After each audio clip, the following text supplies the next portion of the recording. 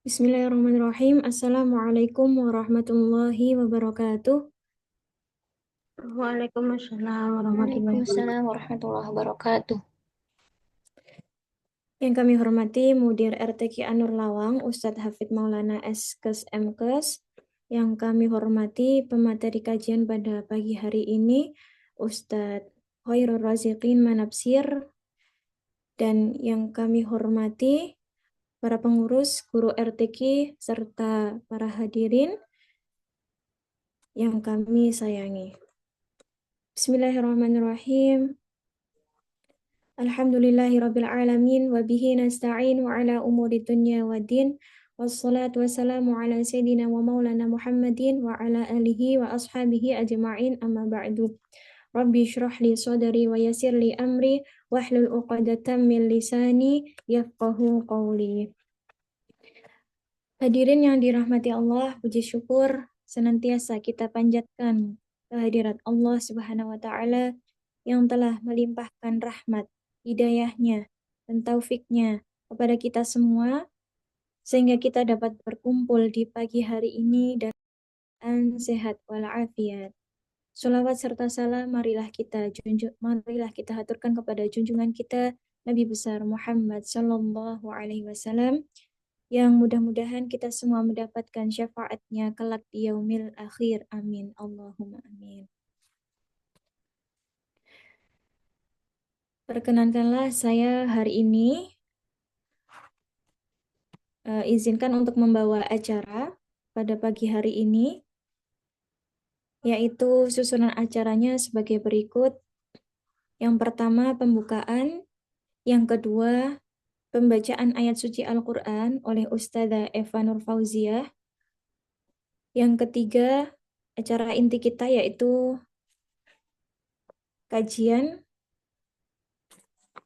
Tarhib Ramadan, Kitab As-Siyam, karangan Syekh Abdullah Sirajuddin dengan pemateri Ustadz Khairul Raziqin Manabsir, PhD. Selanjutnya yaitu diskusi dan tanya jawab, dan yang terakhir adalah doa dan penutup. Hadirin yang dirahmati Allah, marilah kita lanjutkan untuk acara berikutnya. Untuk menambah keberkahan pada acara kajian pada pagi hari ini, marilah kita membaca ta'awudz, basmalah, serta Al-Fatihah. A'udzu billahi minasyaitonir rajim. Bismillahirrahmanirrahim. Alhamdulillahi rabbil alamin. Ar-Rahmanir-Rahim. Maliki yaumiddin. Iyyaka na'budu wa iyyaka nasta'in. Ihdinas siratal mustaqim. صراط الذين أنعمت عليهم غير المغضوب عليهم ولا الضالين. Amin.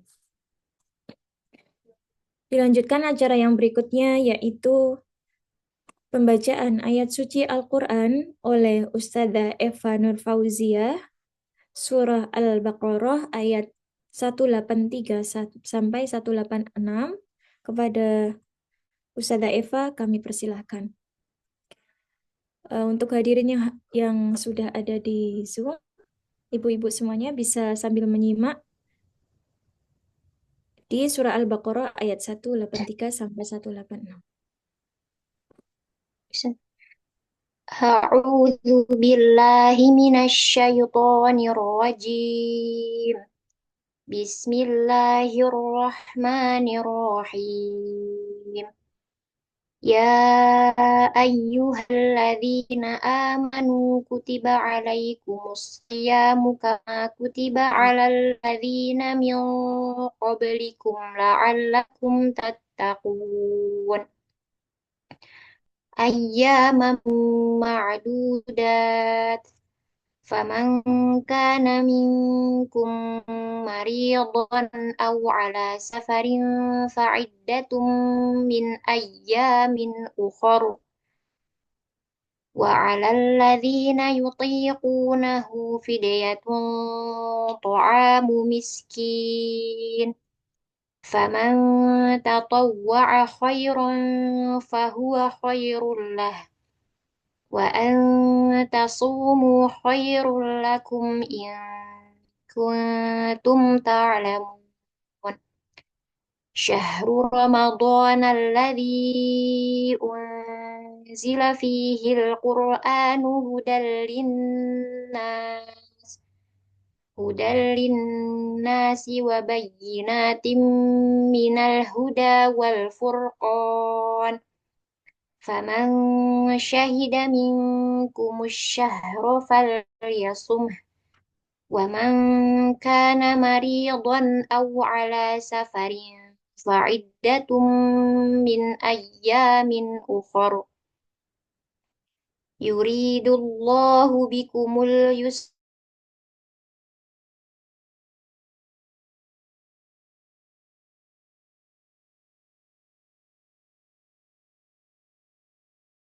ما هداكم ولعلكم تشكرون وإذا سألك عبادي عني فإني قريب أجيب دعوة الداع إذا دعان فليستجيبوا لي وليؤمنوا بي لعلهم يرشدون. Artinya, wahai orang-orang yang beriman, diwajibkan atas kamu berpuasa sebagaimana diwajibkan atas orang sebelum kamu agar kamu bertakwa, yaitu beberapa hari tertentu. Maka barang siapa di antara kamu sakit atau dalam perjalanan, lalu tidak berpuasa, maka wajib mengganti sebanyak hari yang tidak berpuasa itu pada hari-hari yang lain. Dan bagi orang yang berat menjalankannya, wajib membayar fidyah, yaitu memberi makan seorang miskin. Tetapi barang siapa dengan kerelaan hati mengerjakan kebajikan, maka itu lebih baik baginya. Dan puasamu itu lebih baik bagimu jika kamu mengetahui. Bulan Ramadan adalah bulan yang di dalamnya diturunkan Al-Quran sebagai petunjuk bagi manusia dan penjelasan-penjelasan mengenai petunjuk itu dan pembeda antara yang benar dan yang batil. Karena itu, barang siapa di antara kamu ada di bulan itu, maka berpuasalah. Dan barang siapa sakit atau dalam perjalanan, dia tidak berpuasa, maka wajib menggantinya sebanyak hari yang ditinggalkannya itu pada hari-hari yang lain. Allah menghendaki kemudahan bagimu dan tidak menghendaki kesukaran bagimu. Hendaklah kamu mencukupkan bilangannya dan mengagungkan Allah atas petunjuknya yang diberikan kepadamu agar kamu bersyukur. Dan apabila hamba-hambaku bertanya kepada kepadamu Muhammad tentang aku, maka sesungguhnya aku dekat. Aku kabulkan permohonan orang yang berdoa apabila dia berdoa kepadaku. Hendaklah mereka itu memenuhi perintahku dan beriman kepadaku agar mereka memperoleh kebenaran. Shadaqallahul azim.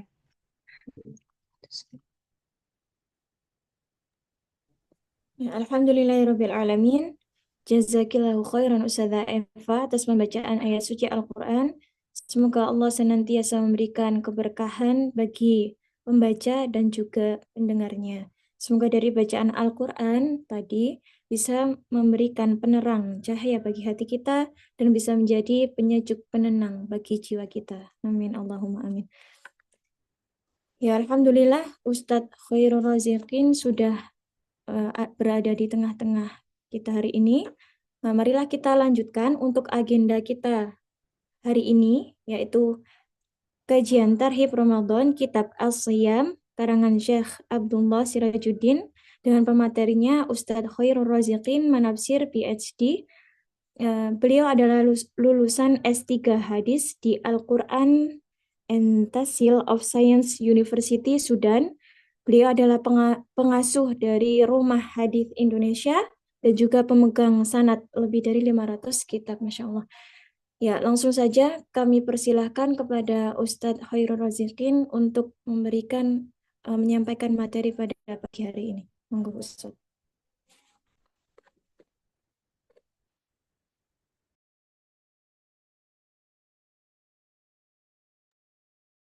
Monggo kepada Ustadz Khairul Raziqin dipersilakan.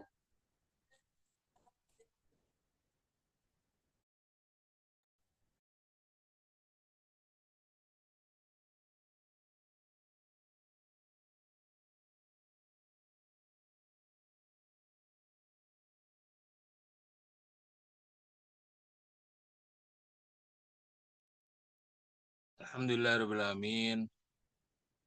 Wassalatu wassalamu ala asyrafil anbiya'i wal mursalin sayyidina wa habibina wa syafi'ina wa qurrati ayunina Muhammadin as-sadiqul amin wa ala alihi wa sahbihi ajmain. Amma ba'du. Assalamualaikum warahmatullahi wabarakatuh. Allahumma fir lana wa li walidayna wa li masyaikhina ajmain. Allahumma faqihna fid din wa alimna tawil. Rabbi shrah li sadri wa yassir li amri wa hlul 'uqdatam min lisani yafqahu qawli. Nawaitu ta'alluma wa ta'lim wa tadhakkura wa tadhkir wa nafa wal intifa wal ifada wal istifada wal hath ala tamassuki bi kitabillahi wa sunnati rasulih sallallahu alaihi wasallam wa du'a ilal huda wa dalala 'alal khair wa ibtigha wajhillahi wa mardatihi wa qurbihi wa thawabihi subhanahu wa ta'ala. Alhamdulillah di pagi hari ini kita bisa berjumpa kembali dalam acara Tarhib Ramadan, dan di kesempatan kali ini kita akan membaca yang bisa kita baca karena agak susah untuk menghatamkan semua kitabnya, kecuali semuanya udah bisa bahasa Arab. Nah, kalau semuanya udah bisa bahasa Arab, bisalah kita hatamkan.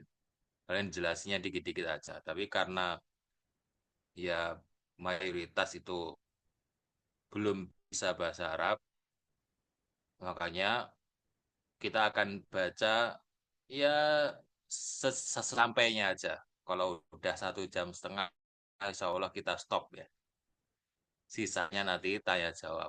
Kalau kita diberi umur yang panjang, kita diberi rizki yang cukup, di tahun berikutnya kita akan berjumpa lagi dengan lanjutan kitab ini ya. Biar nggak terlalu terburu-buru. Karena nafas ilmu itu panjang. Kalau kita itu terlalu terlalu pingin cepet-cepet, nanti kita sendiri yang nggak kuat gitu. Ilmu itu berat, ya kita terima santai aja. Ini adalah kitab As-Siyam yang ditulis oleh Syekh Abdullah Sirajuddin Al-Husaini, salah satu dari guru dari guru-guru kami. Jadi Syekh Abdullah Sirajuddin ini adalah gurunya guru kami. Kami belajar kitab As-Siyam ini dari guru kami yang bernama Syekh Yahya Al-Ghautsani hafizahullah ta'ala. Beliau salah satu ulama Suriah, ulama daerah Syam, yang sekarang itu domisilinya di Istanbul, Turkiya. Istanbul, Turki. Kami belajar kitab ini dari beliau, dan beliau diijazahi oleh guru beliau yang itu adalah penulis dari kitab ini, yaitu Syekh Abdullah Sirajuddin Al-Husaini rahimahullah ta'ala. Syekh Abdullah Sirajuddin Al-Husaini ini punya beberapa karangan kitab. Ini cuma salah satu dari semua tulisan-tulisan beliau, dan tulisan beliau itu bagus-bagus semua. Karena beliau itu salah satu ulama ahli fikih dan ahli hadis. Nanti kita akan tahu kitab ini itu isinya banyak hadis ya. Karena beliau memang ahli hadis dan ahli fikih. Bismillahirrahmanirrahim. Bisnadi al-muttasil ila Syekh Abdullah Sirajuddin Al-Husaini rahimahullahu ta'ala wa nafa'ana bi ulumihi wa ulumi masyahihi fid dunya wal akhirah. Qala bismillahirrahmanirrahim. Alhamdulillahirabbil alamin wassalatu wassalamu ala sayyidina Muhammadin khatamin nabiyyin wa ala alihi wa sahbihi ajmain wa ba'du. Fahadhihi risalatun mujizatun ja'at ala ujalatin min amriha tabhathu an ba'di fadailis siyam wa adabihi wa matalibihi wa fawaidihi wa thamaratihi yata'allamu bihal jahil wa yatadzakkaru bihal ghafil wa yatabassaru bihal aqil. Jadi tulisan ini, kitab ini adalah kitab yang singkat, risalah mujazah. Ditulis dengan segera, ujalatin min amriha, ya kan? Tentang apa kitab ini? Kitab ini membahas tentang keutamaan-keutamaan berpuasa, adab-adabnya, sunnah-sunnahnya, manfaat-manfaatnya, terus buah yang dihasilkan ketika kita itu berhasil melakukan puasa dengan baik yang benar. Itu disebutkan di kitab-kitab. Jadi fokusnya di situ saja ya, di bagian puasanya. Makanya Syekh Abdullah Sirajuddin nggak akan bahas fikihnya gimana, nggak. Tata cara puasa gimana, nggak dibahas di sini. Beliau cuma bahas faidah-faidahnya, adab-adabnya, fadilah-fadilahnya, keuntungannya apa gitu. Agar apa? Agar orang yang nggak paham itu jadi paham, dan orang yang sudah paham tapi lalai, lupa gara-gara nggak pernah murojaah ilmunya, jadi keinget lagi, ya kan? Dan yang ingat semakin bisa menghayati tentang fadilah puasa, semakin dalam penghayatannya gitu. Jadi semua kalangan cocok untuk membaca kitab ini, baik itu yang masih awam maupun yang sudah alim. Qal waqad kuntu awaddu an absuta fihal abhatha baston syafiyan wa ubayyinu fiha al ahkam as-siyami bayanan kafiyan ghaira anna waqti lam yattasi lidzalik fajama'tu ba'da ma hunalik wa la'alla Allah ta'ala yuwaffiquni fil tab'ati tsaniyah ila istiqsa'i jami'i dzalik inna rabbi la sami'ud du'ai wa mujibur raja'i. Jadi beliau itu sebenarnya pengen menulis kitab siam, kitab puasa itu dengan detail, dengan banyak, dengan penjelasan yang rinci gitu. Tapi ternyata waktu beliau itu tidak mencukupi. Akhirnya daripada nggak nulis sama sekali, kita tulis buku kecil aja, yaitu tentang fadilah-fadilah berpuasa gitu. Semoga kalau misalnya ada waktu lagi, kata beliau, bisa menulis kitab yang lebih detail lagi, yang lebih rinci lagi. Semoga inna rabbi la sami du'a wa mujibur roja. Sesungguhnya Tuhanku itu maha mendengar doa dan maha mengabulkan harapan. Makanya kita harus menambatkan terus ya harapan kita itu kepada Allah. Itu yang paling utama. Karena yang mengabulkan harapan itu hanya Allah. Manusia itu kadang-kadang seringnya PHP, ya kan? Yang nggak pernah PHP itu siapa? Allah Subhanahu wa Ta'ala. Karena makanya kalau kalian itu punya harapan apapun itu, kalian punya planning apa, pertama kali yang harus kalian minta itu kepada Allah. Ya Allah, semoga harapanku tahun ini tercapai. Ya Allah, mudahkanlah agar aku itu kejar target tahun ini, bla bla bla bla bla bla. Baru kemudian berusaha, karena yang maha mengkabulkan harapan itu ya cuma Allah. Qal masyru'iyyatis shaum. Sekarang pembahasan tentang kewajiban berpuasa. Qal hadzal mawdu' yahtawi ala fusulin. Al-fasul awal umumu tashri'is siyami li jamil umam. Jadi beliau membagi pembahasan tentang kewajiban berpuasa Ramadan ini menjadi beberapa pasal. Pasal yang pertama, syariat puasa ini li jami'il umam, untuk seluruh umat, baik itu umat Islam, umatnya Nabi Muhammad maupun Nabi Isa, Nabi Musa, Nabi Yahya, Nabi Zakaria, Nabi Ilyas, semuanya itu umatnya diwajibkan untuk berpuasa. Alias bukan kita yang pertama kali wajib puasa. Umat-umat sebelum kita dulu juga diwajibkan puasa oleh Allah. Qala Allah Ta'ala, ya ayyuhalladzina amanu kutiba alaikumus siyamu kama kutiba alal ladzina min qablikum la'allakum tattaqun. Itu dalilnya bahwasanya puasa itu kutiba alal ladzina min qablikum. Umat sebelum kita itu sudah duluan diwajibkan puasa. Jadi Islam bukan pertama kali yang mewajibkan puasa wajib gitu.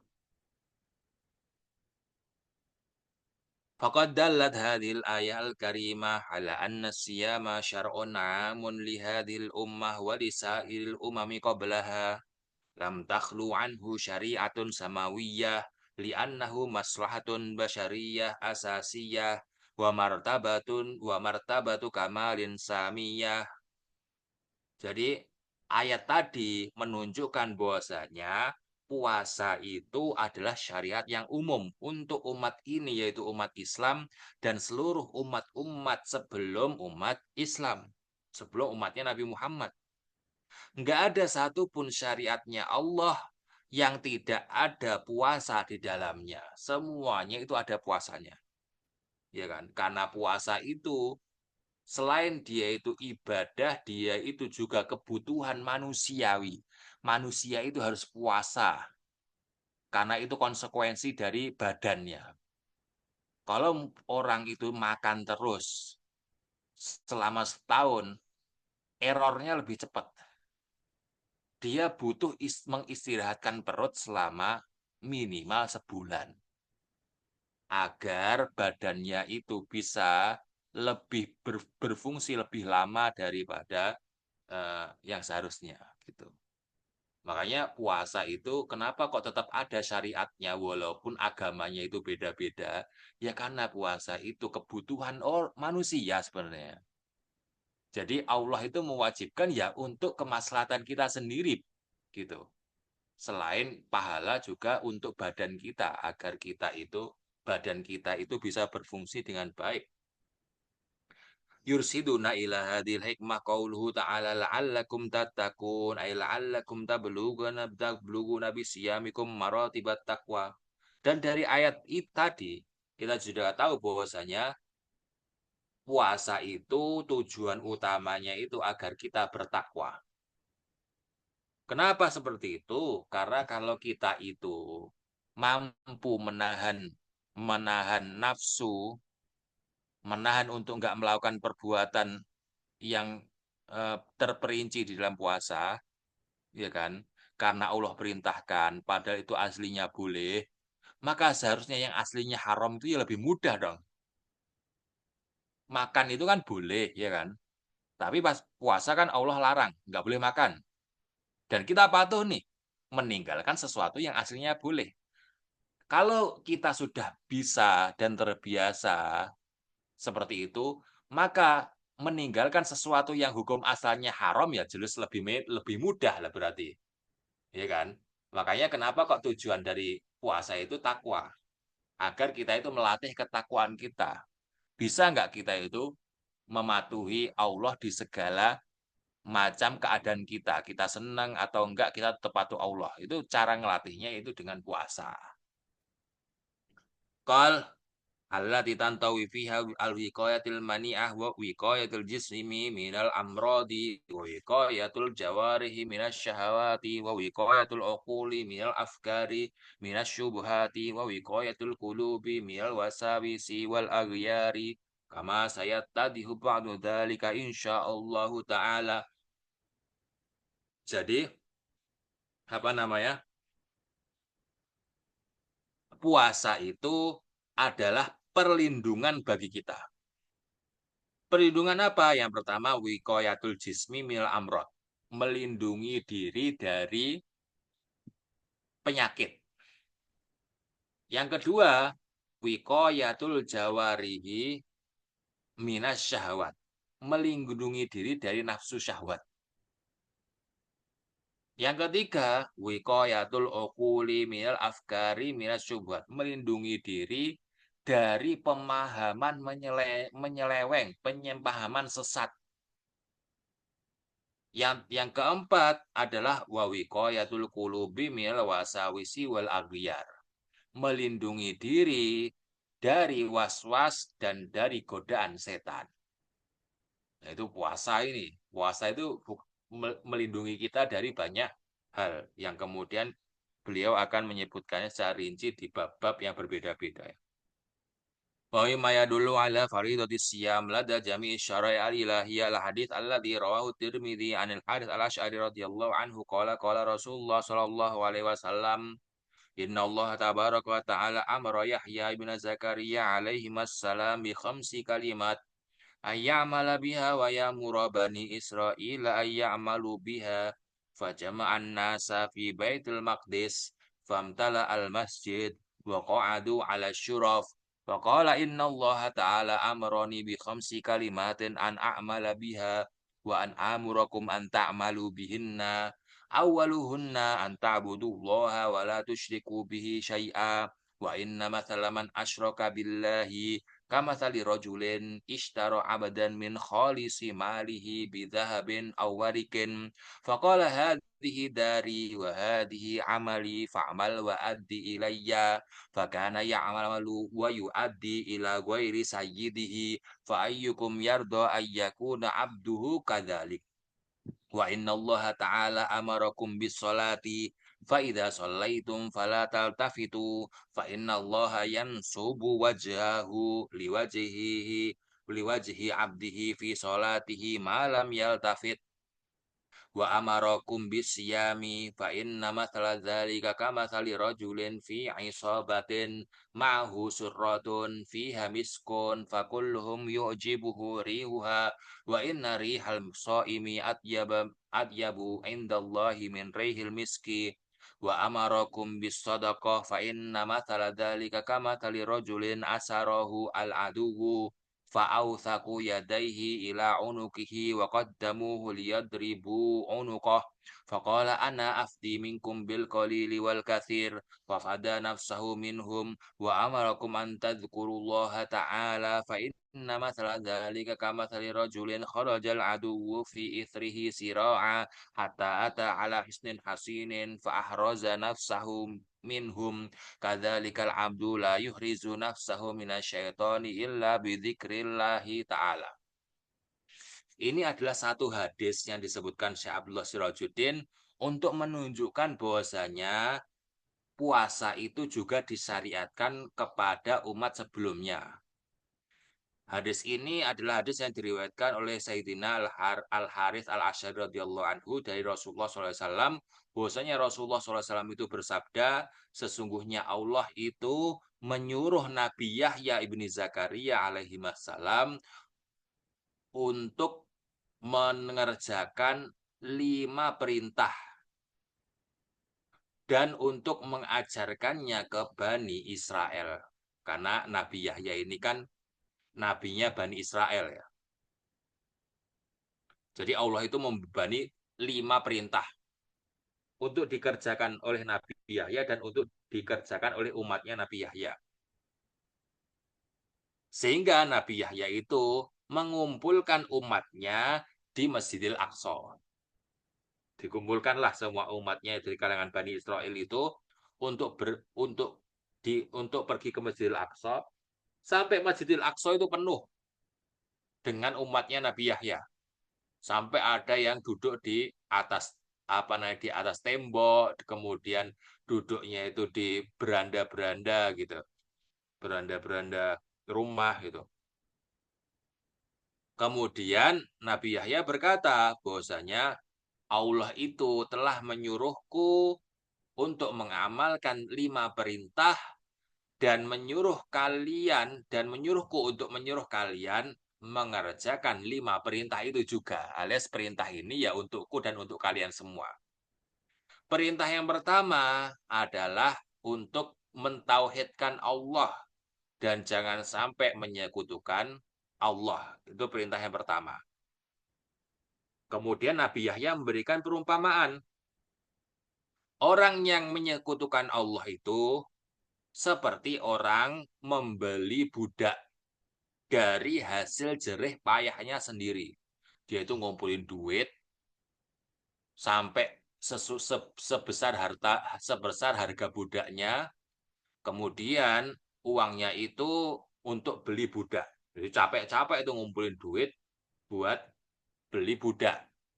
Ketika budaknya udah terbeli dengan uang hasil jerih payahnya itu, dia bilang, ini rumahku, ini pekerjaanku. Tugasmu sekarang menggantikan pekerjaanku. Semua untung yang kamu hasilkan, setorkan ke aku. Ya, tugas budak kan gitu. Tugas budak kan apa? Melakukan perintah sayyidnya, ya kan? Dibeli ya untuk itu. Ternyata budaknya itu bekerja, ya kan? Dan hasil untungnya dikasihkan ke orang lain, nggak dikasihkan ke sayyidnya. Maka Nabi Yahya bilang, siapa dari kalian yang pengen budaknya kayak gitu? Kan paham kan perumpamaannya? Itu seperti orang yang menyekutukan Allah. Orang yang menyekutukan Allah itu, orang yang syirik kepada Allah, itu bagaikan itu. Dia udah diciptakan oleh Allah. Ya kan? Dia itu diciptakan oleh Allah, biar dia itu menyembah Allah saja. Karena penciptanya ya cuma Allah. Tapi setelah diciptakan, dia nyembah patung, dia nyembah gunung, dia nyembah sapi, dia nyembah dewa-dewi, dia nyembah ini itu. Sakit hati gak? Kita aja secara manusia aja, kalau punya budak, ternyata kerja uangnya dikasih yang lain, nggak disetorkan kita aja emosi, kita aja marah, kita emosi. Apalagi ini Tuhan nyiptain orang biar beribadah kepadanya, malah beribadahnya ke patung, ya kan?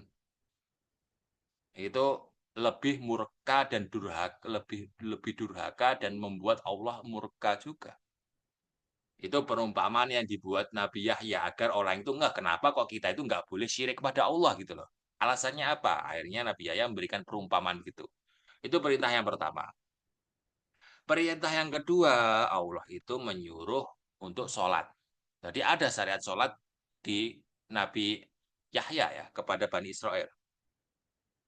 Ketika sholat, pesannya Nabi Yahya, jangan tolah-toleh. Gitu. Kenapa? Karena Allah itu ketika kalian sholat, sedang memperhatikan kalian. Begitu kalian menoleh kanan dan kiri ketika sholat, Allah itu langsung berpaling dari kalian. Gitu. Maka kalau sholat jangan tolah-toleh. Itu perintah yang kedua. Perintah yang ketiga, kata Nabi Yahya, adalah puasa. Nah, ini yang titik poinnya. Bahwasanya umatnya Nabi Yahya itu juga diwajibkan puasa. Bukan cuma kita doang, gitu.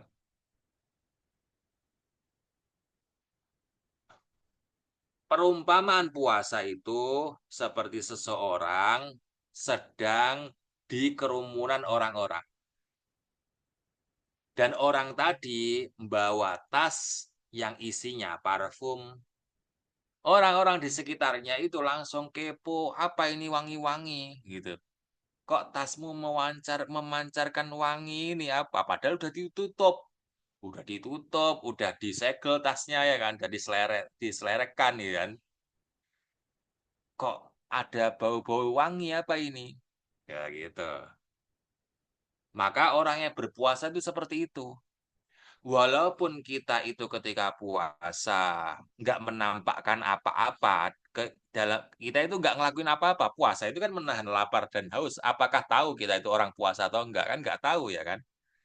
Beda sama sholat. Sholat kan ada bentuknya. Sedekah ada bentuknya. Haji ada bentuknya. Kalau puasa kan nggak ada bentuknya. Orang dia meninggalkan. Tapi walaupun dia itu nggak kelihatan sama yang lain, tapi dia memancarkan kebaikan buat yang lain.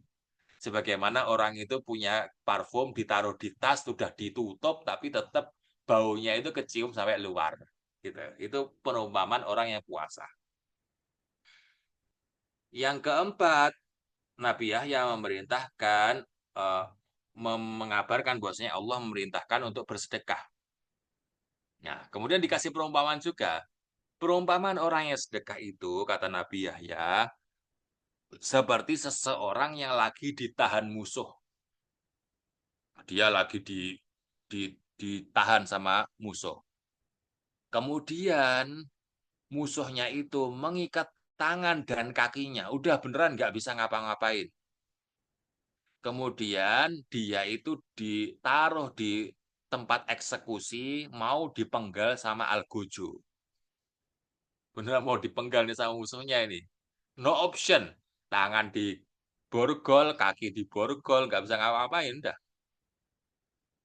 Kemudian dia itu punya ide. Ini satu-satunya yang bisa aku lakukan. Apa? Memberikan semua harta yang dimiliki dengan harap nggak jadi dipenggal. Ini kamu mau mengambil semua hartaku, ambil aja. Pokoknya jangan penggal aku, ambil aja semua, ikhlas, ikhlas gitu. Akhirnya musuhnya nggak jadi menggal dia dan mengambil hartanya yang dia kasihkan tadi. Ini adalah perumpamaan sedekah. Maksudnya gimana? Sedekah itu adalah hal yang bisa menyelamatkan diri kita dari masuk neraka. Gitu. Dengan cara memberikan harta kita ke Allah. Gitu. Kalau kita berikan harta kita ke Allah, Allah akan memaafkan kita sehingga kita nggak jadi masuk neraka. Makanya ketika hari kiamat nanti, orang yang bakhil, orang yang nggak pernah sedekah, orang yang jarang sedekah, orang yang nggak bayar zakat, itu bilang kepada Allah, ya Allah, seandainya aku bisa balik lagi, maka aku akan berikan semua hartaku, aku sedekahkan semua hartaku. Kenapa? Ternyata lebih enak nggak punya harta daripada masuk neraka. Sama kayak tadi, lebih enak nggak punya uang, bahkan saldo minus banyak utang, daripada dipenggal. Mending uangnya ambil aja, yang penting nggak dipenggal gitu loh.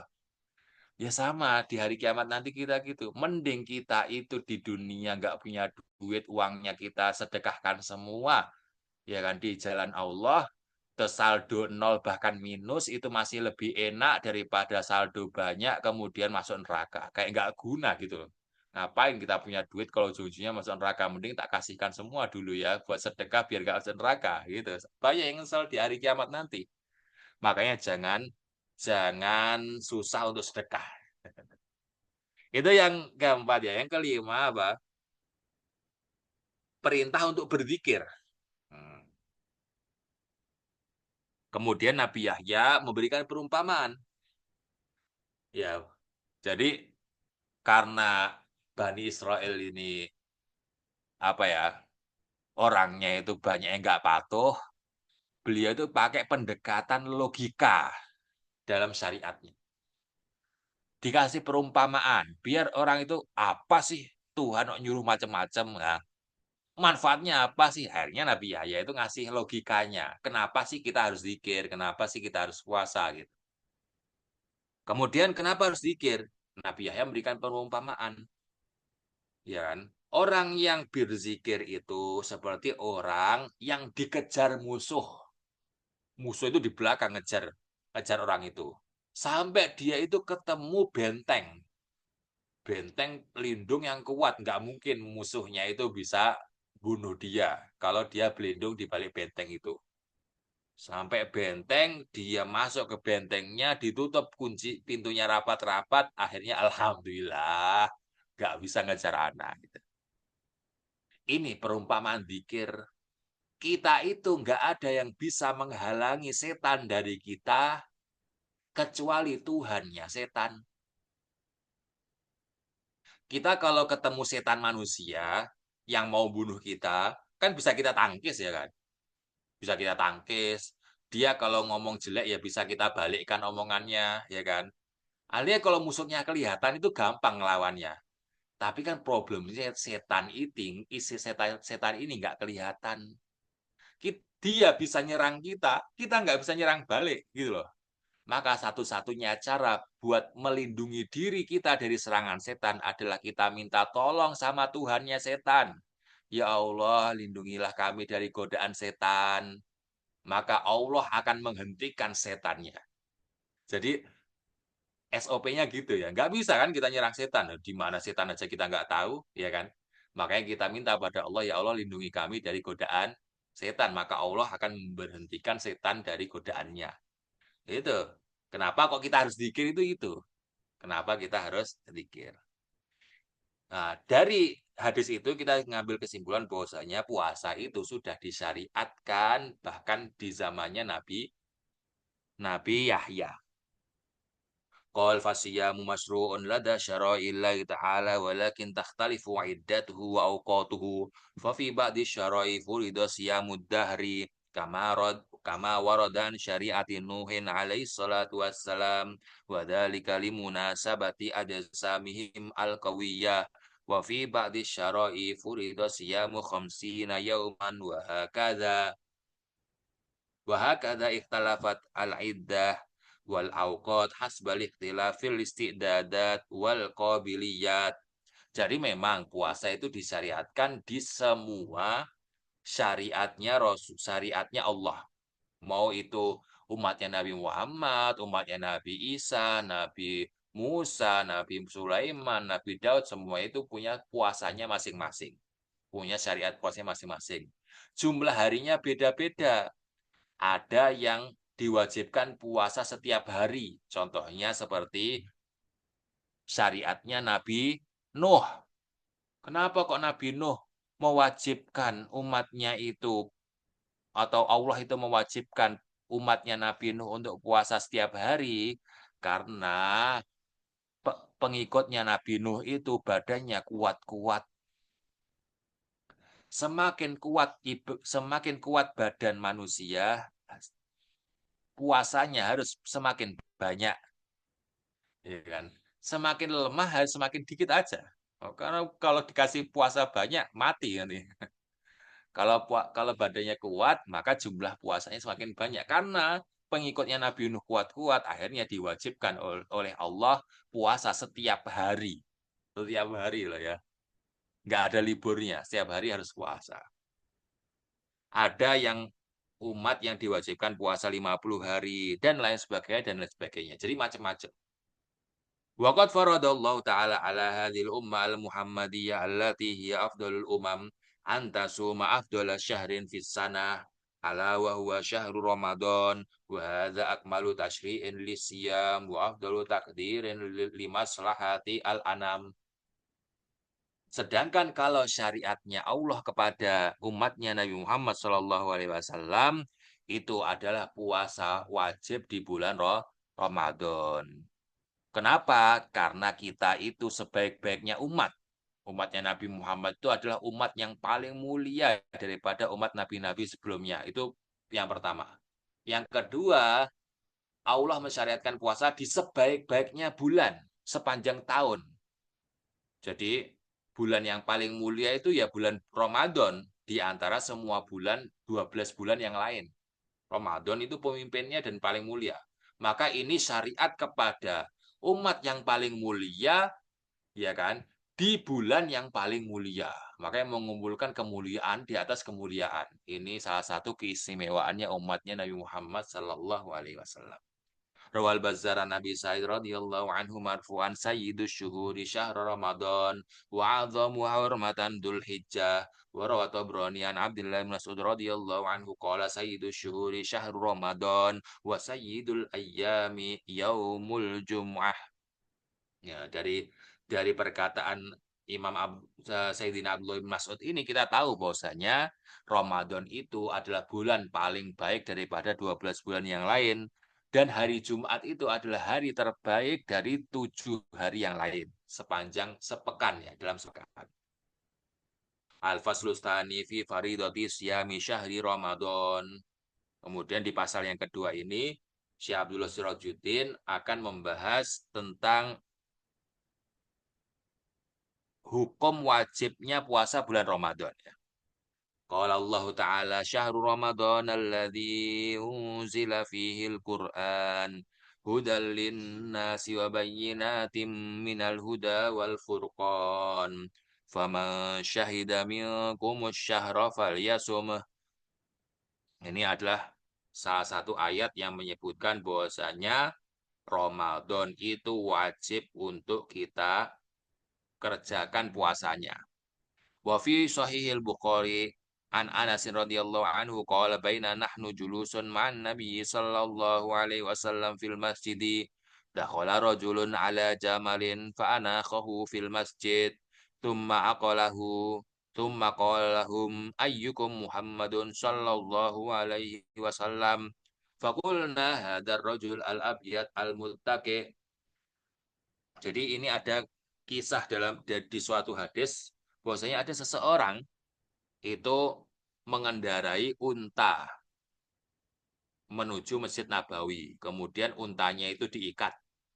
Dan di Masjid Nabawi itu ada Sayyidina Anas bersama para sahabat yang lain bersama Rasulullah Sallallahu Alaihi Wasallam. Ternyata orang yang tadi naik unta tadi masuk masjid sambil bertanya gitu. Ayyukum Muhammadun sallallahu alaihi wasallam. Mana di antara kalian itu yang bernama Muhammad? Ya, orang kafir biasa yang nyebut Nabi Muhammad dengan kata Muhammad. Kalau kita ya jangkar namanya. Nggak boleh. Harus nyebutnya Nabi Muhammad gitu atau Rasulullah sallallahu alaihi wasallam. Kita nyebut gelarnya, bukan nyebut namanya. Tapi karena beliau kafir ya nggak apa-apa. Ya namanya juga orang kafir. Fakulna, kemudian para sahabat yang duduk-duduk di situ berkata, hadzal rajul al-abyad al-muttaqi, yang namanya Muhammad itu adalah orang ini yang lagi rebahan, yang warna kulitnya itu paling putih sendiri di antara kita gitu. Faqalahu rajul ibn Abdul Muttalib. Kemudian orang tadi tanya kepada Rasulullah, engkau itu cucunya Abdul Muttalib gitu. Faqala Nabi sallallahu alaihi wasallam qad ajabtuk. Rasulullah jawab, udah tak jawab gitu. Udah saya jawab gitu. Faqala rajulin Nabi sallallahu alaihi wasallam inni sa'iluka famusyaddidun 'alaika fil mas'alah fala tajid 'alayya fi nafsik. Jadi orang ini bilang pada Rasulullah, aku itu setelah ini mau banyak tanya ini. Ingat gitu. Jangan tersinggung kalau pertanyaanku itu macam-macam dan aneh-aneh. Ya, orang itu mau wanti-wanti Rasulullah dulu sebelum tanya. Faqala sallallahu alaihi wasallam, sal amma badalak. Kemudian Rasulullah jawab, nggak apa-apa, tanya aja apa yang terdetik di benakmu gitu. Faqala as'aluka bi rabbika wa rabbi man qablaka Allahu arsalaka ilan nasi kullihim. Orang tadi bilang, aku menanyaimu demi Allah, demi Tuhanmu dan Tuhan seluruh umat manusia. Ya maksudnya demi Allah ya. Apakah Allah itu mengutusmu untuk menjadi Rasul ke seluruh umat manusia? Faqala sallallahu alaihi wasallam, Allahumma na'am. Rasulullah menjawab iya. Jadi orang ini ingin memastikan apakah kalau memang nabi itu nabi ke umat siapa? Karena biasanya nabi itu ke umat tertentu aja. Kalau dia itu nabi ke umat tertentu, kalau kita bukan umatnya ya enggak, berarti enggak harus patuh ya kan? Makanya beliau klarifikasi, apakah engkau itu diutus untuk seluruh umat manusia apa umat-umat tertentu aja? Ternyata ke seluruh umat manusia. Faqala anshuduka billahi ta'ala Allahu amaraka an tusalli salawatil khamsa fil yaumi wal lailah. Orang tadi tanya, apakah Allah nyuruh kamu untuk menyuruh kita sholat 5 waktu sehari dan semalam? Faqala sallallahu alaihi wasallam, Allahumma na'am. Rasulullah jawab iya. Faqala anshuduka billahi ta'ala Allahu amaraka anta suma hadha syahra minas sana. Faqala sallallahu alaihi wasallam, Allahumma na'am. Orang tadi bilang, apakah Allah menyuruhmu agar kita semua puasa di bulan ini, yaitu bulan Ramadan, dari bulan-bulan yang lain sepanjang tahun? Rasulullah menjawab iya. Nah, dari potongan ini kita tahu bahwasanya hukum sholat, hukum puasa Ramadan itu wajib. Buktinya Rasulullah tadi bilang iya, gitu. Jadi poinnya cuma di sini aja. Faqala anshuduka billahi ta'ala Allah amaraka an ta'khudha hadhihi shadaqah min aghniyaina wa taqsimaha ala fuqaraina. Faqala sallallahu alaihi wasallam Allahumma na'am. Demi Allah, apakah Allah itu nyuruh kamu agar kamu ngambilin harta orang kaya, kemudian kamu bagi ke orang-orang miskin dari golongan kami? Rasulullah menjawab, iya. Faqala rajul, kemudian orang itu berkata, amantu bima jita. Aku beriman dengan apa yang engkau bawa. Akhirnya orang itu tadi masuk Islam. Makanya harus sabar ya. Rasulullah itu menghadapi murid yang keponya itu banyak banget. Rasulullah nggak pernah merasa jengkel ditanyain banyak pertanyaan oleh orang lain. Selama bisa dijawab ya dijawab sama Rasulullah. Akhirnya apa? Akhirnya bisa membuat orang masuk Islam. Karena orang itu merasa nyaman bisa bertanya kepada Rasulullah itu semau mereka gitu. Nggak ada tuh Rasulullah bilang, banyak tanya gitu, mikirlah. Kan nggak pernah. Seandainya Rasulullah bilang gitu, wah problem ini. Banyak yang nggak mau masuk Islam nanti. Makanya harus sabar ya menyikapi orang yang belum paham gitu. Walaupun orang itu nyebut nama kita nggak pakai gelar apapun, benar-benar pakai nama, ya namanya orang nggak tahu. Dimaafkan, husnudon kepada sama manusia. Faqal wa qad addan Nabiyyu sallallahu alaihi wasallam siyama Ramadan ruknan min arkanil Islam. Faqala buniyal Islamu ala khamsin. Syahadati an la ilaha illallah wa anna Muhammadan abduhu wa rasuluh. Wa iqamis shalah wa ita'iz zakah wa hajjil baiti wa shaumi Ramadan muttafaqun alaihi. Ini namanya hadis rukun Islam. Kalau kita tahu salah satu rukun Islam itu adalah puasa, ya berarti puasa Ramadan itu wajib, udah fix. Yang berpendapat bahwasanya puasa Ramadan itu nggak wajib, dia udah murtad kafir waliyadzubillah. Dia nggak berhak menyandang nama, nggak berhak menyandang agama Islam lagi. Kalau dia mengatakan bahwasanya puasa Ramadan itu nggak wajib. Beda ya urusan nggak puasa Ramadan, tapi dia meyakini puasa Ramadan itu wajib, sama orang yang meyakini puasa Ramadan itu nggak wajib. Kalau orang nggak puasa Ramadan, ya kan, tapi dia meyakini wajib, dia dosa besar. Tapi kalau orang meyakini bahwasanya Ramadan itu nggak wajib puasanya, maka dia murtad. Bukan dosa besar lagi. Walaupun dia puasa Ramadan nih 30 hari full. Tapi dia meyakini puasa yang dia kerjakan di bulan Ramadan itu nggak wajib. Dia itu cuma anjuran aja. Maka dia sejatinya sudah murtad walaupun nggak pernah bolong puasa Ramadan. Itu bedanya ya. Maka lebih baik, ya walaupun nggak baik juga, maksiat tapi meyakini itu haram daripada kita maksiat plus meyakini itu boleh.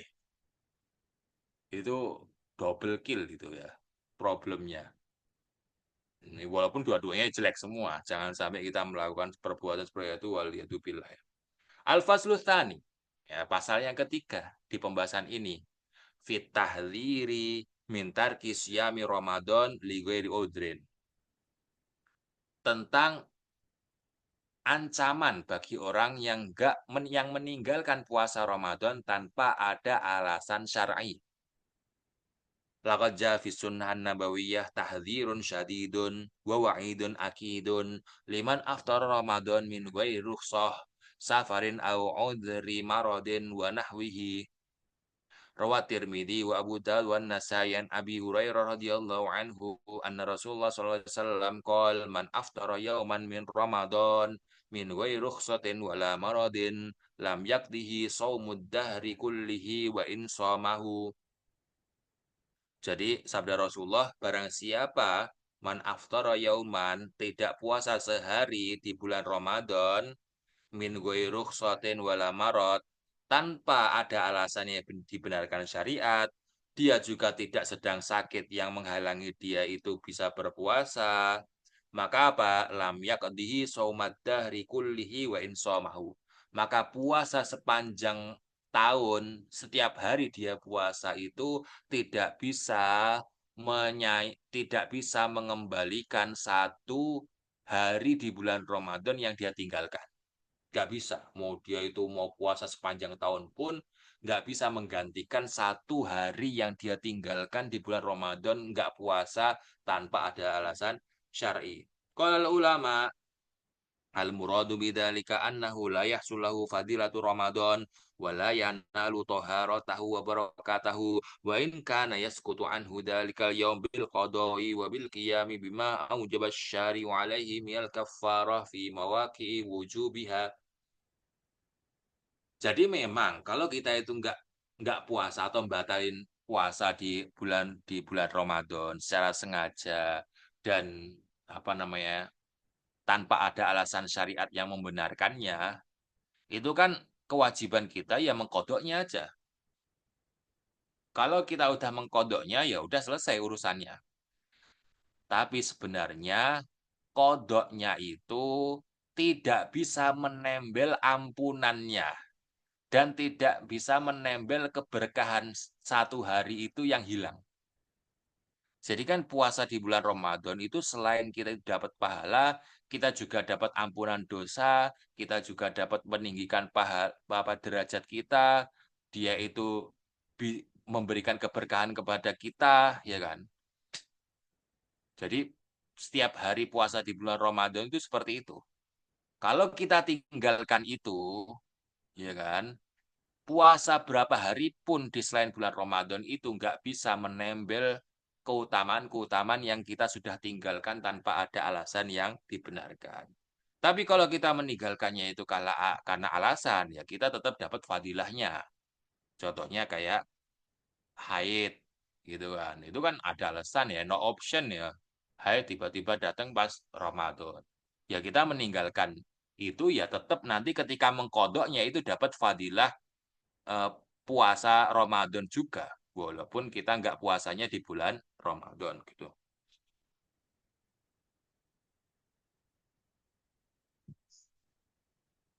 Kalau ada busiam, kemudian kita akan masuk ke adab-adab berpuasa. Yang bagi lisoim ayyakuffa lisanahu wa sa'ira jawarihi anil maharim wal asam tahqiqan li ma'na siyamil ladzi huwa al-imsak.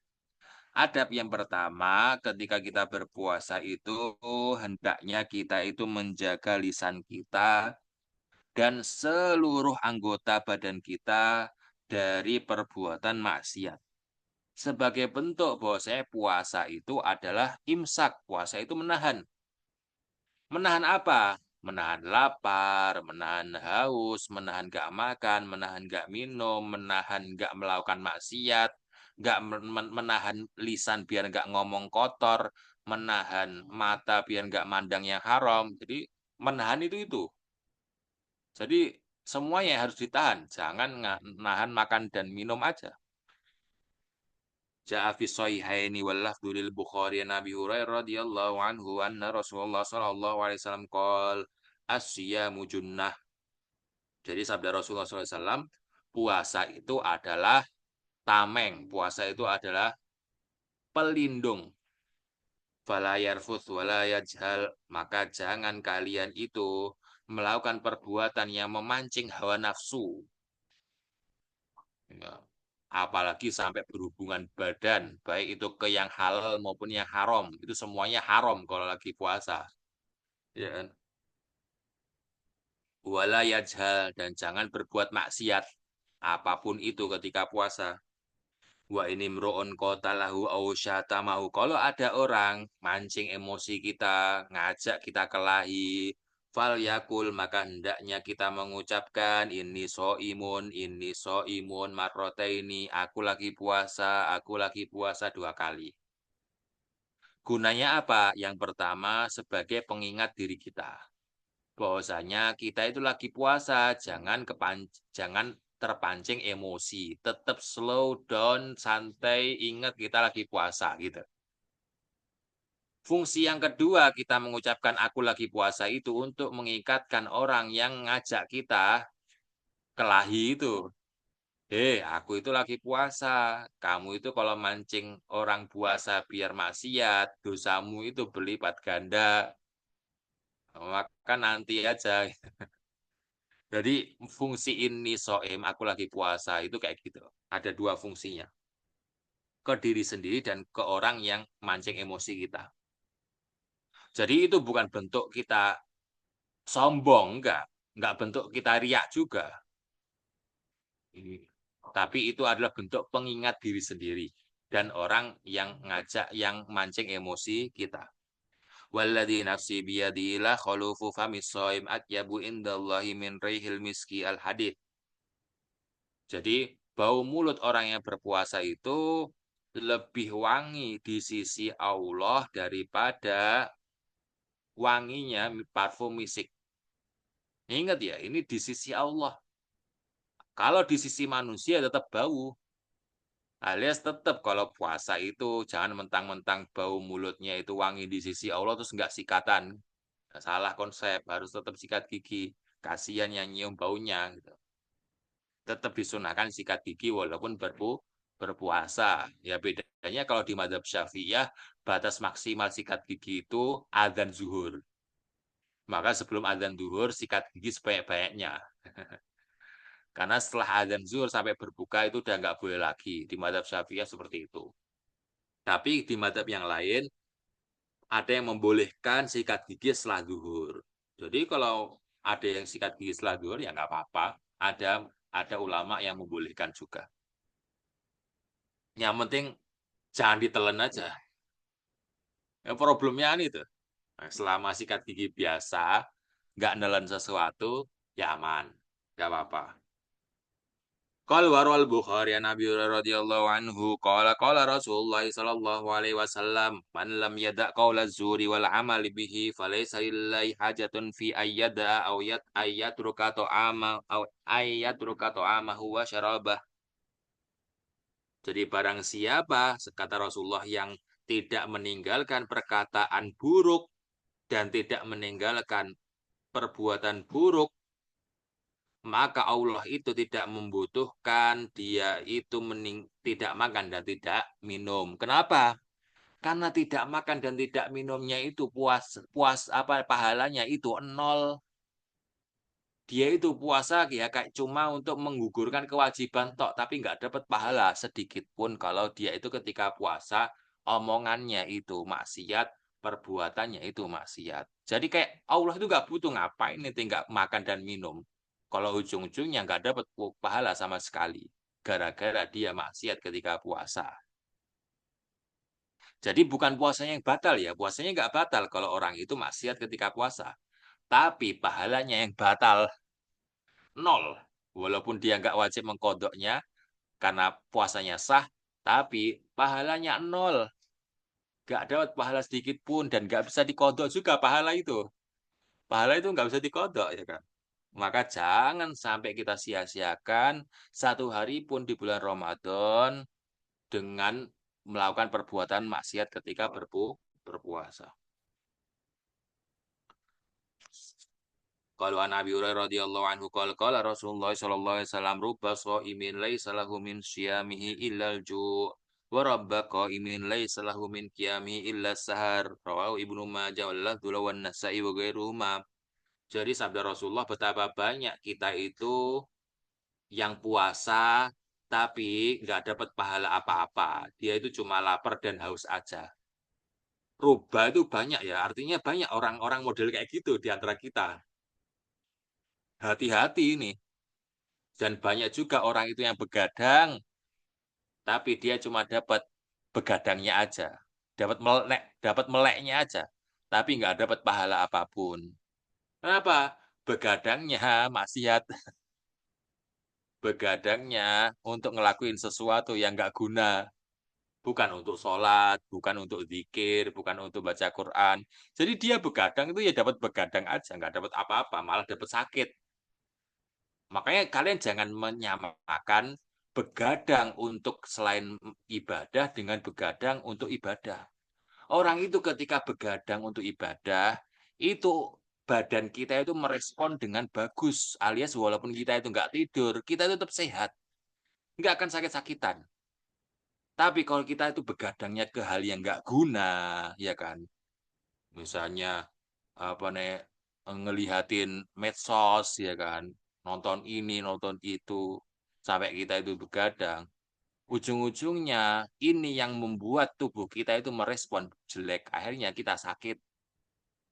Maka nggak apa-apa, begadang full baca Quran. Boleh nggak? Boleh.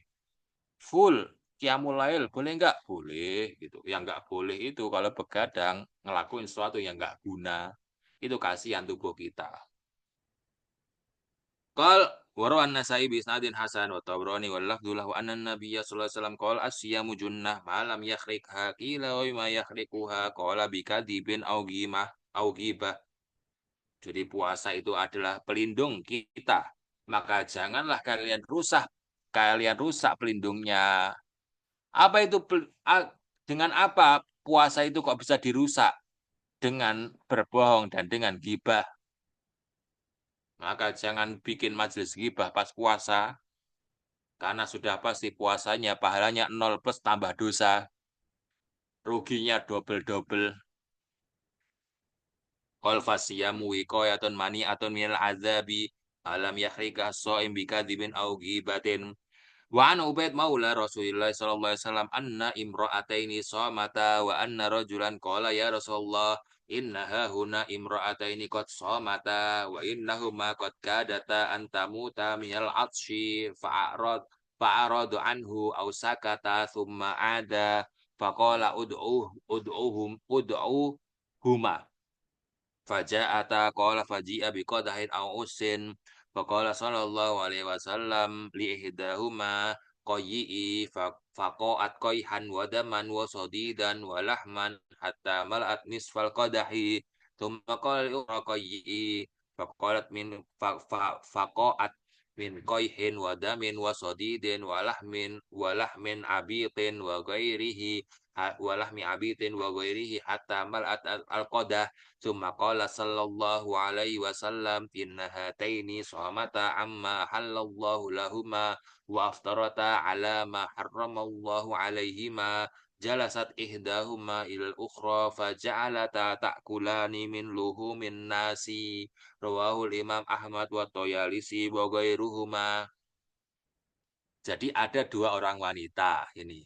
Kisahnya ada dua orang wanita itu puasa dan kelihatan mau mati gitu. Saking menahan lapar dan hausnya. Itu diadukan kepada Rasulullah, ada dua orang wanita ini, dia mau mati, dia puasa itu sampai udah kayak mau mati. Sama Rasulullah dibiarin aja ya, namanya ibadah, mau mati pun dia mati kan syahid ya kan. Tapi orang itu tanya lagi, ya Rasulullah gimana nih, ada orang puasa, dia itu mau mati. Akhirnya panggil kedua orang itu. Wanita dua itu dipanggil, kemudian didatangkan juga ember. Sama Rasulullah itu bilang ke salah satu wanita tadi, muntahkan semua isi mulutmu. Akhirnya karena diperintahkan Rasulullah untuk memuntahin isi perut, dimuntahkan semua isi perutnya. Ternyata isinya itu darah, nanah, daging busuk gitu. Itu isi muntah-muntahannya sampai setengah ember. Kemudian yang wanita satu lagi juga disuruh gitu. Sini muntahkan semua isi perutmu. Dimuntahkan semua, isinya sama. Darah, nanah, daging busuk gitu semua. Sampai satu ember penuh. Jadi satu orang itu muntah setengah ember. Kemudian Rasulullah bersabda, sesungguhnya dua orang wanita ini puasa menahan sesuatu yang dibolehkan oleh Allah untuk dikerjakannya. Tapi dia malah melakukan sesuatu yang diharamkan oleh Allah untuk mengerjakannya. Maksudnya gimana? Orang ini kan puasa. Puasa itu kan nggak makan dan minum. Makan dan minum itu kan hukumnya awalnya kan boleh, mubah. Tapi karena puasa akhirnya dia itu nggak makan dan minum demi Allah loh ini, demi Allah. Tapi ternyata pas puasa dia malah mengerjakan sesuatu yang diharamkan oleh Allah. Lah gimana konsepnya ini? Lah dia aja berani meninggalkan yang mubah biar dapat pahala, dikasih pahala sama Allah. Lah dia malah mengerjakan yang haram ketika puasa itu. Makanya ini aneh orang kayak gini. Terus kata Rasulullah, apa itu yang haram? Perbuatan haram apa itu yang dikerjakan oleh kedua wanita itu? Jalasat ihdahuma ila ukhra faja'alata ta'kulani min luhumin nas. Dua orang ini duduk-duduk ngerumpi, gibah sana, gibah sini. Ketika puasa, ya udah hilang semua pahalanya. Plus dapat dosa bertumpuk-tumpuk. Makanya muntah isinya itu gibahan semua itu. Daging busuk, nanah, darah itu hasil gibah dia semua selama puasa. Perutnya dikosongin. Jadi puasa kan kita mengosongkan perut. Kosong nih dari sesuatu yang mubah yaitu makan dan minum. Tapi diisi sama daging busuk yaitu gibah. Gibah kan makan daging manusia, daging busuk manusia. Malah perutnya yang kosong itu diisi daging busuk manusia gara-gara dia gibah. Ya sama aja. Artinya dia nggak mengosongkan perut ya. Dikeluarkan yang mubah malah diisi yang haram. Waliyadzubillah. Maka jangan sampai kita mengisi puasa kita dengan perbuatan yang haram. Karena kayak nggak guna, rugi dunia dan akhirat. Rawad Dailamiya Nabi Hurairah radhiyallahu anhu marfu'an as-shaimu fi ibadatin ma lam yaghtab musliman au yu'di. Jadi ada suatu hadis yang menyebutkan bahwasanya puasa itu adalah ibadah.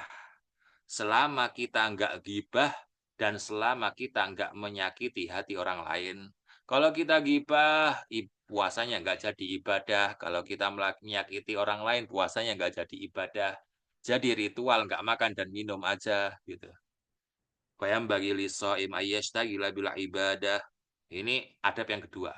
Kalau adab yang pertama tadi kan jangan sampai ketika puasa kita itu melakukan sesuatu maksiat apapun itu.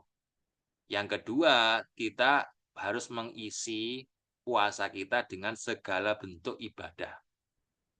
Fayambagi lisoim ayyashtagila bil ibadah wa yastaghriqa fi ta'atil qalbiyyah wal amaliyyah wal qawliyyah wa yabta'ida kullal bu'di an athamil qulubi wal jawarihi wal lisani siyama wa anna syahra ramadana huwa syahrus siyami wa mausimut ta'ati wal ibadati yudha'afu fihi al ajru wa yu'dhamu fihi al wizru. Jadi kita itu ketika puasa harus memperbanyak ibadah. Baik itu ibadah lisan itu ya seperti membaca Quran, seperti berzikir, seperti menasihati orang lain, berkata baik. Itu kan perbuatan ibadah lisan. Atau ibadah badan, seperti bantu orang lain, terus apa namanya, eh, melayani tamu, kemudian apa, eh, sholat, sedekah, itu kan ibadah badan. Terus ada ibadah hati, kayak tauhid, tawadhu, nggak sombong, nggak merasa dirinya lebih tinggi daripada yang lain. Kemudian ridho dengan keputusan Allah, ikhlas, itu kan ibadah hati yang nggak kelihatan, nggak ada ucapannya, nggak ada perbuatan. Tapi kalau kita melakukan itu di hati kita, kita itu dapat pahala. Itu harus diperbanyak ketika Ramadan, ketika bulan Ramadan. Qol ja'a fis sahihain. Kenapa? Karena di bulan Ramadan ini yudha'afu fihil ajru wa yu'dhamu fihil wizru. Sebagaimana di bulan Ramadan itu pahala dilipat gandakan kalau kita mengerjakan sesuatu yang ibadah, maka kebalikannya kalau kita melakukan sesuatu yang dosa, ya kan, dosanya juga dilipat gandakan. Jadi Ramadan itu ya dua ujung pisau, ya kan, dua ujung pisau. Qal jaa fi sahihaini wa ghairihima anna an-nabiyya sallallahu alaihi wa alihi wasallam qala man shoma ramadhana imanan wa ihtisaban ghafarallahu ma taqaddama min dhanbi wa man qama lailatal qadri imanan wa ihtisaban ghufira lahu ma taqaddama min dhanbi. Jadi imanan wa ihtisaban itu maksudnya apa? Imanan itu kita meyakini bahwasanya itu hukumnya wajib. Kalau kita puasa Ramadan, kita meyakini kenapa kok kita puasa Ramadan? Karena memang ini diwajibkan kepada kita dari Allah. Itu nama udah imanan itu namanya. Yang kedua adalah ihtisaban. Ihtisaban itu apa? Kita mengharap pahala maksimal dari puasa Ramadan kita. Maka kalau orang itu puasa Ramadannya imanan wahtisaban, nggak mungkin ketika puasa dia maksiat. Nggak mungkin ketika puasa dia nganggur, leha-leha, santuy-santuy. Nggak ibadah, itu namanya nggak ikhtisaban. Katanya berharap pahala banyak, tapi pas puasa kok nggak ngelakuin ibadah, nggak memperbanyak ibadah, kan namanya nggak ikhtisaban namanya. Kalau kita puasanya udah imanan wahtisaban, pahalanya apa? Ghafarallahu ma taqaddama min dzambihi. Semua dosa kita akan diampuni oleh Allah selama ini. Itu. Jadi syaratnya dua tadi. Kok ada satu syarat aja yang nggak terpenuhi, ya nggak mungkin dosa kita diampuni. Gitu. Ini berlaku untuk puasa Ramadan, ini berlaku untuk juga sholat taraweh. Bedanya kalau sholat tarawih ya imanannya itu kita meyakini bahwasanya Allah itu mensunnahkan kita untuk sholat tarawih. Jadi nggak wajib, sunnah ya.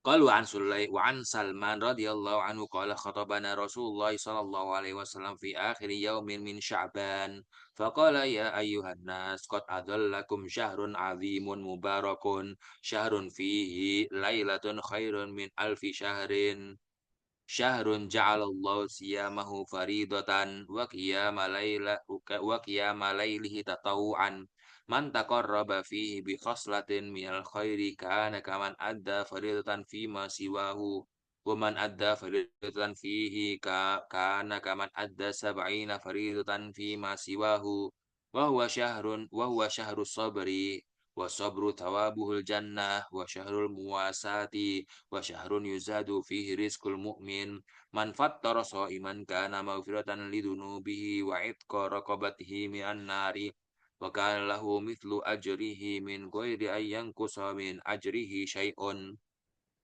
faqalu ya Rasulullah laisa kulluna yajidu ma yufattiru shaim faqala Rasulullah sallallahu alaihi wasallam yu'tillahu hadha thawaba man fattara sha'iman ala tamratin au ala syarbati ma'in au madhqati labanin wa huwa syahrun awwaluhu rahmah wa awsatuhu maghfirah wa akhiruhu itqun minan nari man khaffafa an mamluki fihi ghafarallahu lahu wa a'taqahu minan nari wastaktiru fihi min arba'i solin khoslataini tardawna bihima rabbakum wa khoslataini la ghina lakum anhuma fa ammal khoslatani latani tardawna bihima rabbakum fa syahadatu an la ilaha illallah wa tastaghfirunah wa ammal khoslatani latani la ghina lakum anhuma fatas'aluna Allah al-jannah wa ta'uduna bihi minan nar.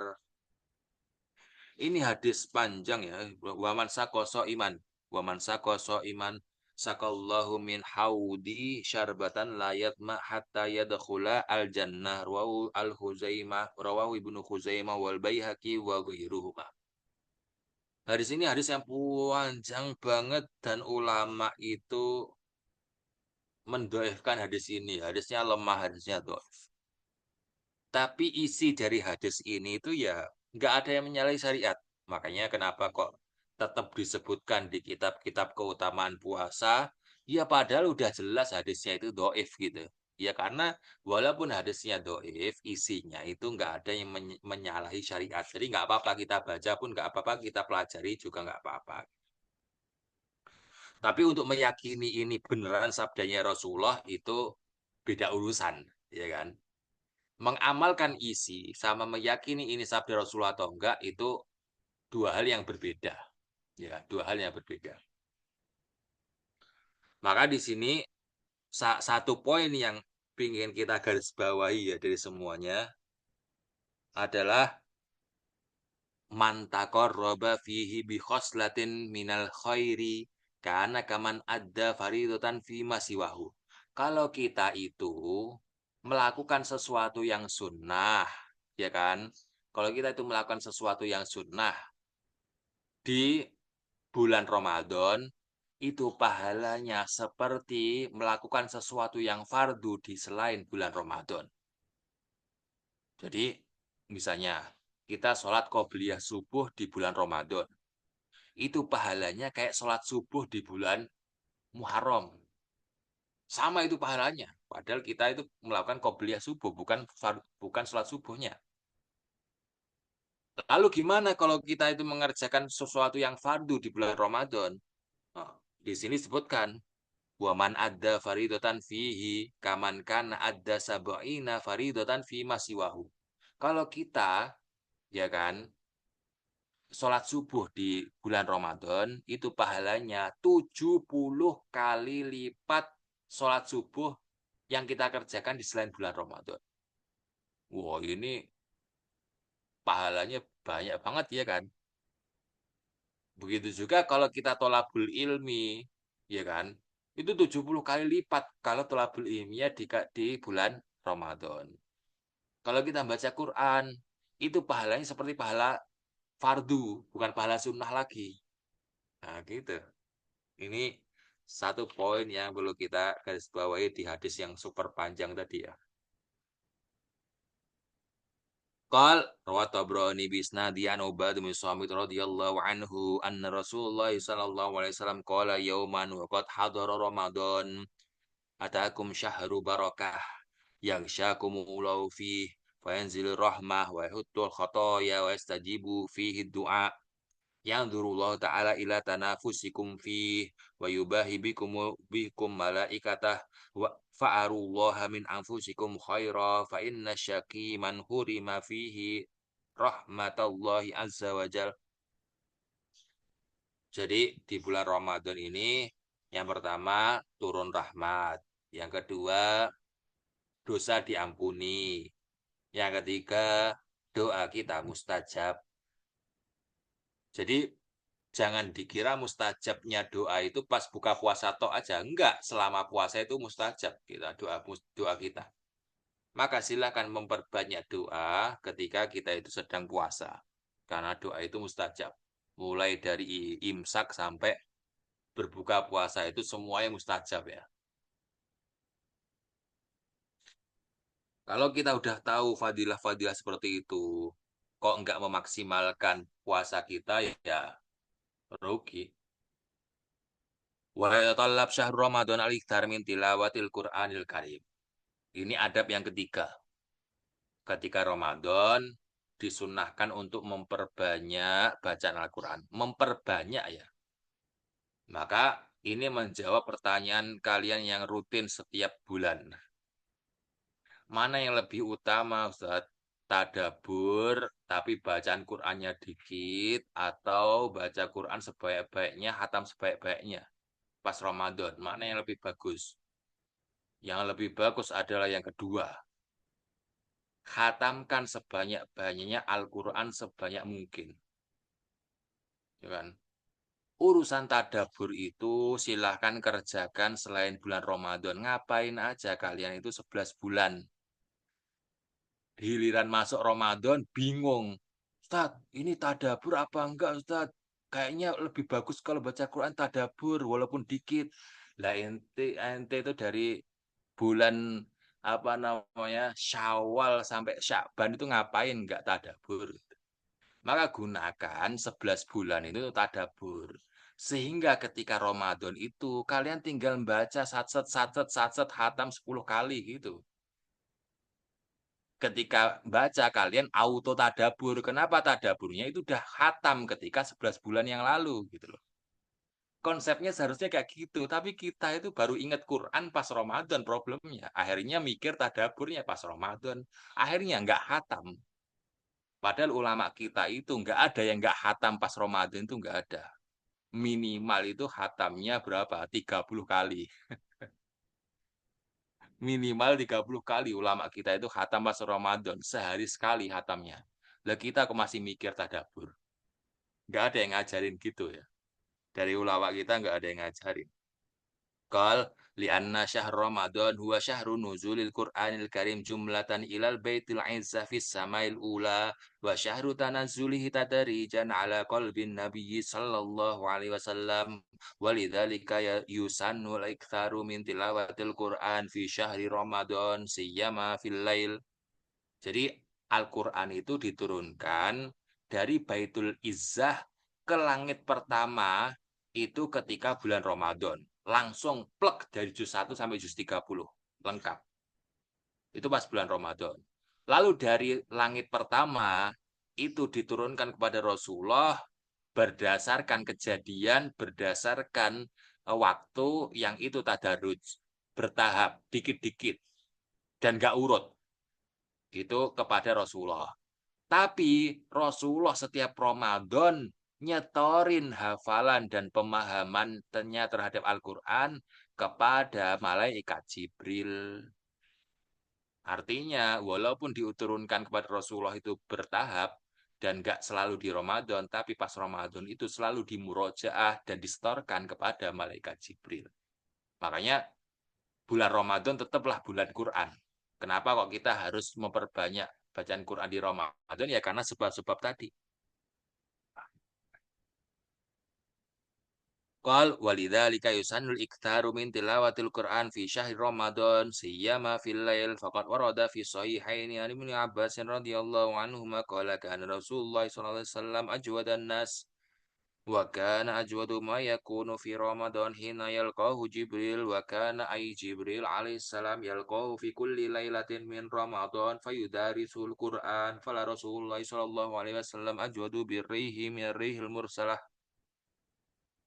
Jadi ya ini hadis yang diriwayatkan oleh Sayyidina Abdullah bin Abbas bahwasanya beliau mensifati Rasulullah. Rasulullah itu orang yang paling dermawan di antara seluruh kita, seluruh dari kita. Beliau yang orang yang paling dermawan.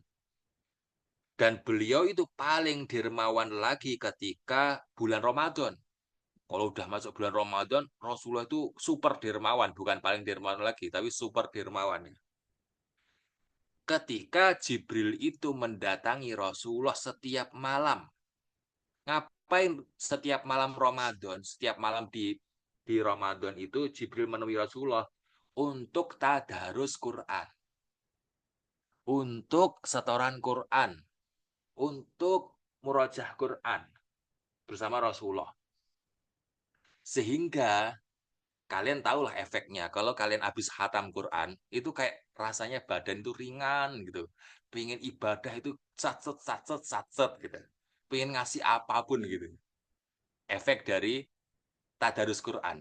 Habis tadarus itu kayak semangat ya kan. Sama Rasulullah juga gitu. Di luar Ramadan, beliau dermawan, paling dermawan dari yang lain. Tapi pas Ramadan, lebih dermawan lagi. Gara-gara apa? Gara-gara habis mudarosah Quran sama Jibril tiap malam.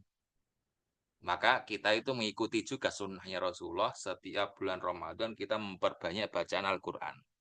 Wa kana sallallahu alaihi wasallam yutilul qira'a fi qiyami Ramadan lailan akthar min ghairi kama rawa al-Imam Ahmad an Hudzaifah radhiyallahu anhu annahu qala Ataitu Nabi sallallahu alaihi wasallam fi lailatin min Ramadan faqama yusolli falamma kabbara qala Allahu akbar dzul malakuti wal jabruti wal kibriyai wal 'azamah thumma qara al-Baqarah thumma Nisa thumma Ali Imran la yamurru bi ayati takhwifin illa waqafa inda al-hadits wa fi riwayatin an Hudzaifah radhiyallahu anhu qala shallaitu man nabiy sallallahu alaihi wasallam dzata lailatin qala faftataha al-Baqarah faqaraha hatta balagha asal mi'ah faqultu yarka thumma madha hatta balagha al-mi'ataini faqultu yarka thumma madha hatta khatamaha qala faqultu yarka qala thumma iftataha suratan nisa faqara'aha qala thumma raka faqala fi ruku'ihi subhan rabbiyal azim. Qala Hudzaifah radhiyallahu anhu wa kana ruku'uhu sallallahu alaihi wa alihi wasallam bimanzilati qiyamihi.